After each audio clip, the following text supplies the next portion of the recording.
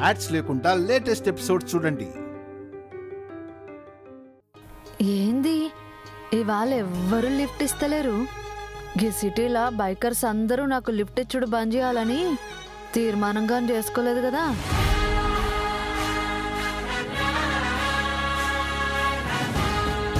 రేపటి సంధి నా పాటలతోని జనాల్ని ఊపాల్సిన నేను ఏందో గిట్ల బండి నూక్కుంటా పోతున్నా.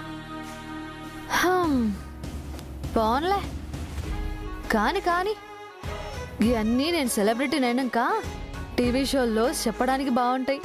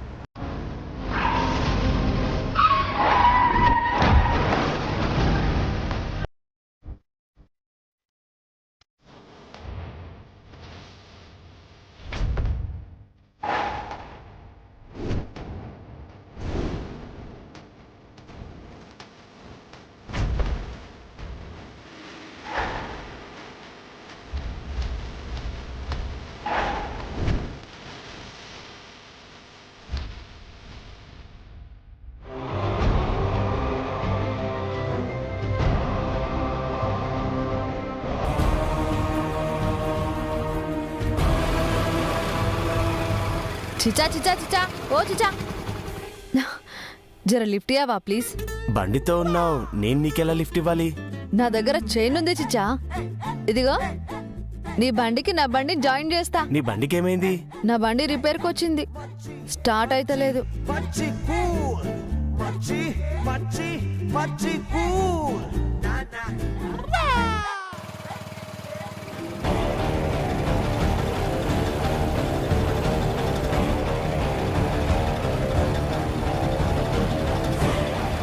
చిచ్చా చిచ్చా ఒక నిమిషం ఆగు. ఏమైంది? చిచ్చా ఆడ కార్ చెట్టు గుద్దేసింది, యాక్సిడెంట్ అయిందనుకుంటా. సిటీలో ఇవన్నీ కామన్, నువ్వు వచ్చి బండెక్కు. అరే అట్లాంటివేం చిచ్చా, మానవత్వం ఉండాలిగా. పాపం అట్లా ఇడిచిపోవడు కరెక్ట్ కాదు. నీకు మానవత్వం ఉంటే నువ్వు వెళ్ళి కాపాడు, నాకంత టైం లేదు, ముందు చేతి. సర్లే నువ్వు.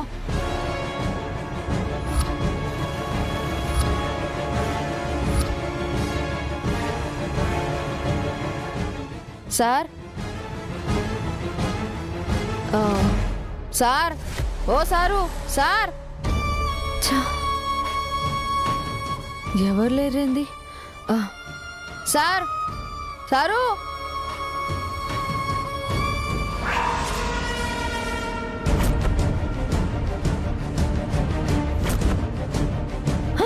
అరే అరే రక్తం వస్తుంది సార్ సార్ సార్ సార్, అయ్యో ఎవరు కనిపిస్తలేరేంది? సార్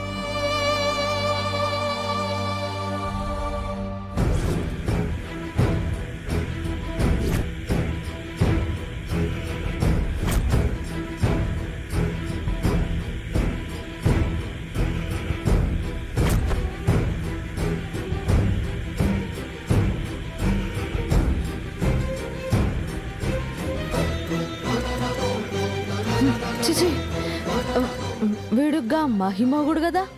రే గీ బద్మాష్ గానికి ఈ వేషాలు కూడా ఉన్నాయా? ఛా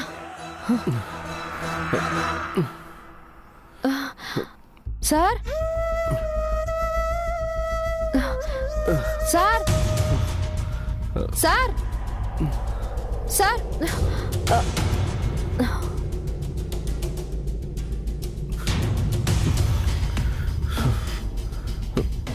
సార్ ఆ, ఆ, ఆ, ఆ, సార్ అరే ఎట్లుంది సార్ మీకు ఇప్పుడు? మీ తలకి పెద్ద దెబ్బ తగిలింది, చాలా రక్తం వస్తుంది. అర్జెంటుగా దవాఖానకు పోవాలా, నడవండి సార్. లేదు, లేదా? పైకి కనిపించే గాయం కంటే లోపల తగిలిన గాయంకే నొప్పి ఎక్కువగా ఉంది. అరే ఇట్లంటారేంటి సార్? అర్జెంటుగా దవాఖానకు పోవాలా, నడవండి. లేదు, నేను ఇంటికి వెళ్ళాలి. సార్ మీరు ఇట్లా వెళ్ళలేరు సార్. లేదు, నేను ఎలా అయినా అర్జెంటుగా ఇంటికి వెళ్ళాలి. అరే నాకు కొంచెం హెల్ప్ చేస్తారా? అది కాదు sir. Please help me. Okay okay okay okay చేస్తా. మీకు డ్రైవ్ చేయడం వచ్చా? వచ్చు, నేను ఆల్రౌండ్ అండి సార్. సరే మీరు ఇటు వచ్చేయండి సార్. ఆగండి ఆగండి,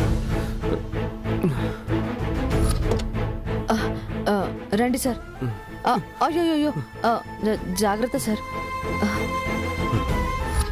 జాగ్రత్తగా కూర్చోండి సార్.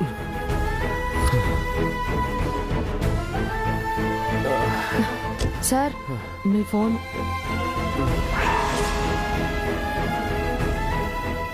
మీరు పడిపోయి ఉంటే మీ వాళ్ళకి ఇట్లా ఫోన్ చేద్దామని తీసిన, కానీ ఏందో చెత్త వీడియోలో బద్మాష్ గాడు, ఛా వాడొక పరమ వేస్ట్ గాడు. నాకు తెలిసిన ఒక పోరుమెళ్ళు తాళి కట్టి ఇలా వేరే అమ్మాయితో, చిచి మస్తు నీచుడు. ఒక పోరుని తన జీవితంలో ఉంచుకొని ఇంకో పోరుతో ఇట్లుండేటోళ్ళని అస్సలు వదలకూడదు సార్. బతికుండగానే బొంద పెట్టాలి. బండి స్టార్ట్ అయింది సార్. నువ్వు చెప్తుంది నిజమేనా? ఆ స్మైలీ అన్నయ్యకి విడాకులు ఇస్తోందా? అవునరా. కానీ ఏమని చెప్పిస్తోంది? ఆ విషయం అన్నయ్యకి తెలిస్తే అన్నయ్య భరించగలడా? నేను చాలాసార్లు అన్నయ్యకి ఆ స్మైలీ నిజస్వరూపం చెప్పాలని అనుకున్నాను, కానీ అన్నయ్య చాలా సెన్సిటివ్. ఆ విషయాన్ని ఎలా తీసుకుంటాడో, ఎలా రియాక్ట్ అవుతాడోనని భయమేసి ఆగిపోయాను. అందుకేరా వాడికి ఆ స్మైలీ గురించి నిజం తెలియకుండానే స్మైలీ చేతే విడాకులు తీసుకునేలా చేస్తున్నాను. అంటే అది జరిగే పనేనా? స్మైలీ నిజం చెప్పకుండా అన్నయ్య ఎలా విడాకుల పేపర్ మీద సంతకం పెడతాడు? స్మైలీ ఆనంద్ కళ్ళల్లోకి చూసి తను చేసిన పని చెప్పగలదా? చెప్తే దాని బతుకేమవుతుందో దానికి తెలుసు. అందుకే అది నిజం చెప్పదు. నిజం తెలిసిన మనం ఆనంద్కి చెప్పాం. అయితే ఇప్పుడు స్మైలీ ఏం చెప్పి అన్నయ్యని విడాకులు ఇవ్వడానికి ఒప్పిస్తుంది? వేరే కారణాలు చెప్తుంది. వేరే కారణాలా? అన్నయ్య నమ్ముతాడా? ఆ స్మైలీ నమ్మిస్తుంది. ఆనంద్ కూడా నమ్మేలా విడాకుల పేపర్లు కూడా రెడీ చేయించి దానికిచ్చాను. ఆ స్మైలీ దాని మీద ఆనంద్ చేత సంతకం పెట్టిస్తుంది. ఒకవేళ అన్నయ్య సంతకం పెట్టకపోతే దాని బతుకు బయటపడుతుంది. మొహం అలా జరగకూడదనే కదా ఆ స్మైలీ చేసిన అన్యాయాన్ని గుండెల్లో దాచుకుని ఇన్నాళ్ళు బాధపడుతూ కూర్చున్నాం. ఇన్ని రోజులు అలా అనుకునే కామ్గా ఉన్నాన్రా. కానీ అది ఎవరి పంచనో ఉండి ఆనంద్ లాంటి మంచివాడి పక్కన భార్యగా తిరగకూడదు. అలాంటి మనస్తత్వం ఉన్నది ఈ ఇంట్లో మన ముందు మన కుటుంబ సభ్యురాల్లా ఉండకూడదు. ఎంతో పేరు ప్రతిష్టలున్న మన కుటుంబంలో ఇలాంటి కోడలుందనే నిజం ఈ సమాజానికి తెలియకూడదు. చైత్ర కూడా ఈ స్మైలీని బయటికి పంపించాలనే ప్రయత్నించి చివరికి మనకు దూరమైంది.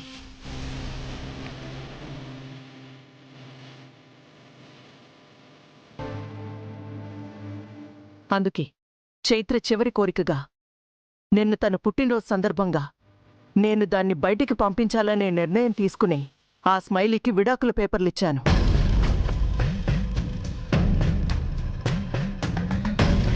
ఆ విడాకుల మీద 24 గంటల్లో స్మైలీనే ఆనంద్ చేత సంతకం పెట్టించాలని బాగా అర్థమయ్యేలా చెప్పాను. గోమతి,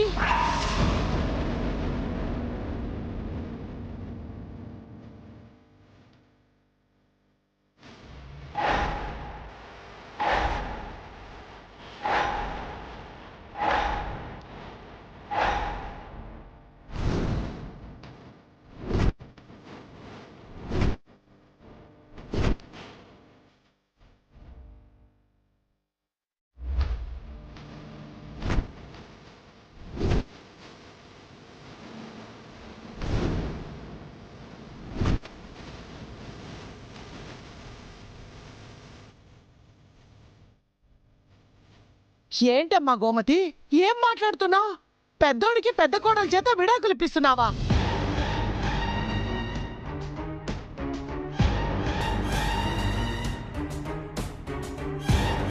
నిన్నే గోమతి అడుగుతున్నది. ఏం జరుగుతుంది ఇంట్లో? ఏంటిదంతా? చెప్పొదినా, స్మైలీకి ఆనంద్కి విడాకులా? అవును,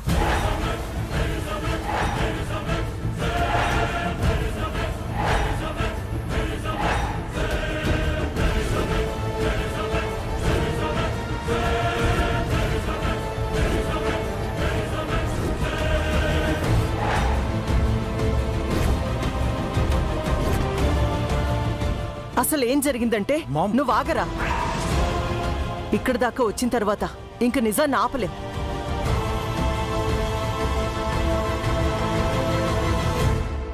అత్తయ్య గారు, హంస, మీరిద్దరూ విన్నది నిజమే. ఆనంద్ స్మైలీలు విడిపోతున్నారు.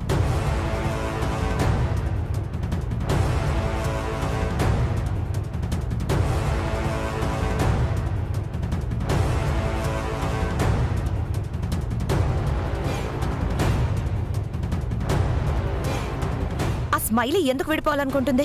తనకేమైనా మొత్త చెడిందా? విడిపోవాలని స్మైలీ అనుకోవట్లేదు. వాళ్ళిద్దరిని విడదీస్తుంది నేను.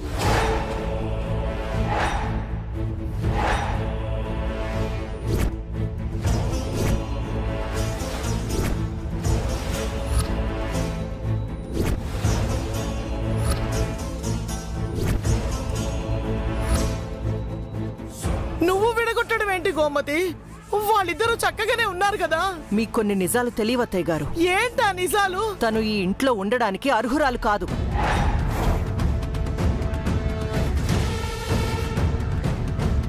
తను తప్పులు చేసి ఆ తప్పుల్ని అవతలి వాళ్ల మీదకి నెట్టేసే తప్పుడు మనిషి. నోరు తెరిస్తే అబద్ధాలు తప్పించి నిజాలు చెప్పని మోసకారితను.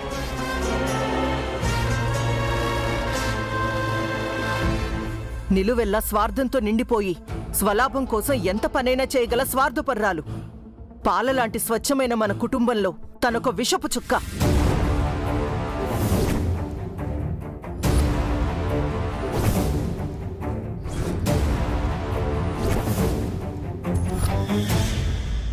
అలాంటి విషపు వ్యక్తిత్వం ఉన్న వ్యక్తి మనింటికే కాదు, ఈ సమాజానికి కూడా దూరంగా ఉంటేనే మంచిది. అందుకే తనని ఆనంద్ నుంచి వీలైనంత దూరంగా ఉంచుతున్నాను.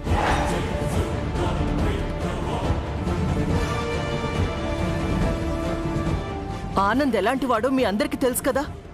అలాంటి మంచివాడికి ఇలాంటి అవలక్షణాలున్న స్మైలీ కరెక్ట్ కాదత్తయ్య గారు. ఎంతో పరువుగా బతుకుతున్న మన ఇంట్లో ఇలాంటి వాళ్ళు ఉండకూడదని నేను దగ్గరుండి విడాకులు ఇప్పిస్తున్నాను.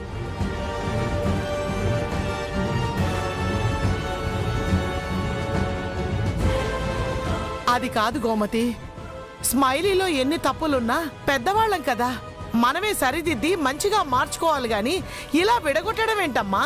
అత్తయ్య గారు, ఆ స్మైలీ సరిదిద్దితే సర్దుకుపోయే మనిషి కాదు. 4 మంచి మాటలు చెప్తే మారిపోయే వ్యక్తిత్వం ఉన్న మనిషి కాదు. మీ ముందు పైకి నటిస్తుంది కానీ లోపల ఛ!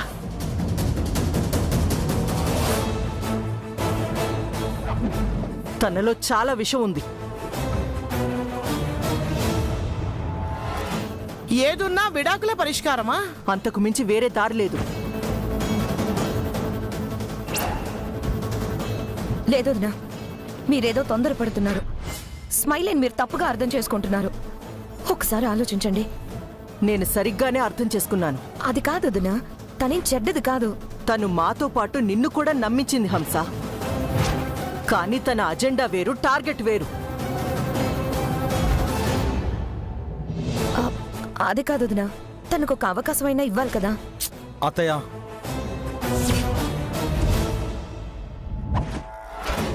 ఇంకో అవకాశం ఇవ్వడానికి ఇది ఆట కాదు, జీవితం. తన వైపు ఇంతగా నువ్వెందుకు సపోర్ట్ చేసి మాట్లాడుతున్నావో మాకు బాగా తెలుసు. ఎందుకంటే అప్పుడప్పుడు నీకు కావలసిన పనులు చేసి పెట్టేది కదా.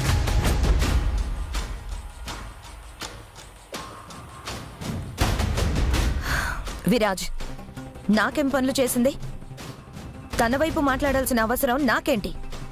వద్దత్తయ్య, ఇప్పుడు అవన్నీ నేను చెప్పలేను.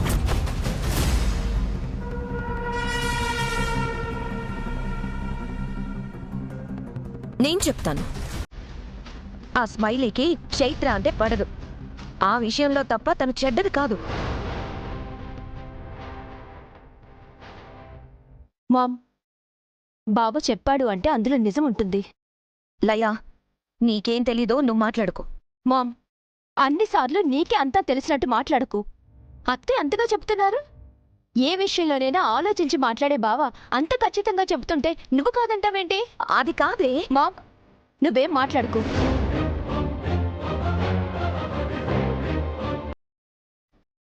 బావ నిర్ణయం ఎంత కరెక్ట్గా ఉంటుందో ఎప్పుడు వెంటే ఉంటే నాకు తెలుసు. అలాంటి బావ స్మైల్ గురించి తప్పుగా చెప్పాడంటే తను 100కి 100 పాళ్ళు తప్పే. నువ్వు కాదని మాట్లాడుకో, బావ మాటకి ఎదురు చెప్పద్దు, అంతే. ఏంటో ఇదంతా? చిన్నోడి జీవితం చూస్తే ఇలా అయిపోయింది. పెద్దోడి జీవితం అయినా బాగుంది అనుకునే లోపు ఏమిటి ఉపద్రవం భగవంతుడా? అమ్మా, మనం ఎన్ననుకున్నా స్మైలీ తన జీవితంలో ఉండాలో ఉండకూడదో అని నిర్ణయించుకునేది ఆనంద్. ఆనంద్ నిర్ణయాన్ని బట్టి మనం ఏమైనా చేయాలి. ఎవరి నిర్ణయం ఏమైనా, ఎవరు ఎలా అనుకున్నా నా కొడుకు మంచి వైపే నిలబడతాడు, మంచి నిర్ణయమే తీసుకుంటాడు.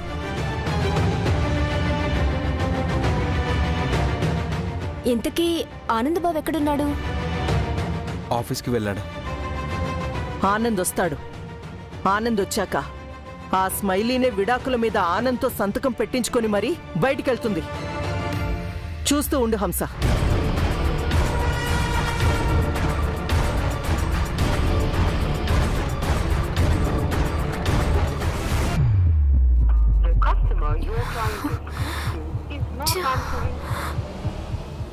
ఆనంద్ గారు ఫోన్ లిఫ్ట్ చేయడం లేదంటే ఆయన ఇంటికి కోపంగా వస్తున్నారేమో. ఎలాగైనా ఆనంద్ గారిని బయటే ఆపి ఒంటరిగా మాట్లాడాలి. ఏదో ఒకటి చెప్పి కన్విన్స్ చేయాలి. లోపలికి వెళ్తే అత్తయ్య ఆనంద్ గారితో మాట్లాడనివ్వదు. అందుకే ఆనంద్ గారు ఎప్పుడొచ్చినా ఇక్కడే మాట్లాడతాను. ఆయన మంచి మనిషి. కనికరించమని, క్షమించమని కాళ్ళ మీద పడితే కరుణించే అవకాశం ఉంటుంది.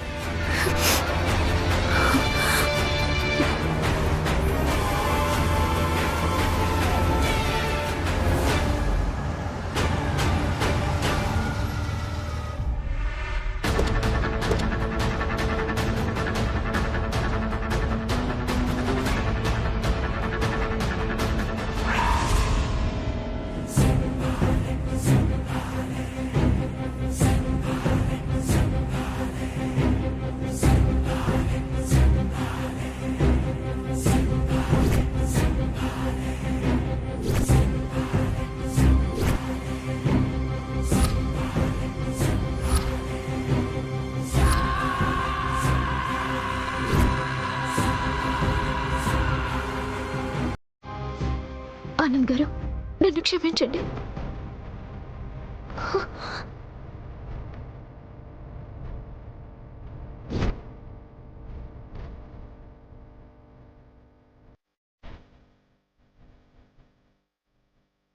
నన్ను క్షమించండి ఆనంద్ గారు.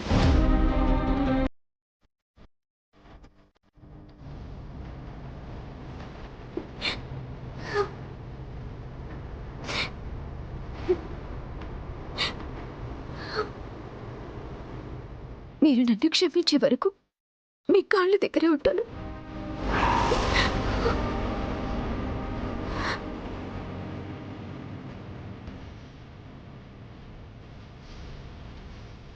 ప్లీజ్ ఆనంద్ గారు, ఒక్కసారి నా మాట వినండి. మీతో నేను మాట్లాడాలి. ప్లీజ్ ఆనంద్ గారు.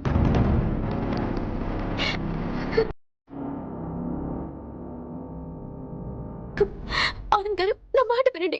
ఆనంద్ గారు, ఒక్కసారి నా మాట వినండి. 4 గోడల మధ్య బ్రతుకుని నడి రోడ్డు మీదకి లాగటం నాకు ఇష్టం లేదు. ఆనంద్ గారు, ఆనంద్ గారు.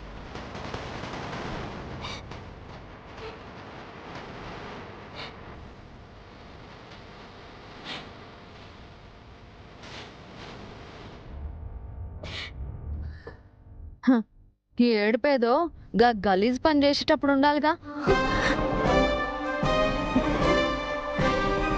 ఇప్పుడు నీ పాపం మొత్తం వండినాక కాళ్ళ మీద పడితే ఏం లాభం?